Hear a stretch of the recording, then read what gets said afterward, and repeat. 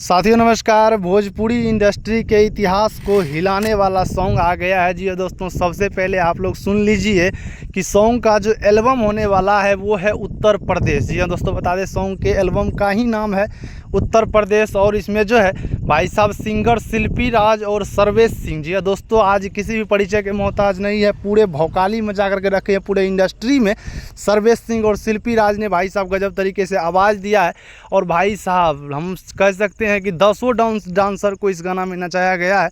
आप लोगों को डिस्क्रिप्शन में गाने का लिंक दे देते, वहाँ पर जाइए, गाना को सुनिए, ढेर सारा प्यार आशीर्वाद दीजिए। इतना हाई लेवल का वीडियो, इतना उच्च क्वालिटी का वीडियो आप लोग भोजपुरी में कभी नहीं देखे होंगे, जो कि जो है हमारे बहुत ही छोटे कंपनी कह सकते हैं, क्योंकि नया कंपनी है और इतना हाई लेवल का गाना दिया है AY म्यूजिक। जी दोस्तों, बता दें AY म्यूजिक बहुत ही हाई लेवल का गाना ला करके भोजपुरी में रख दिया उत्तर प्रदेश।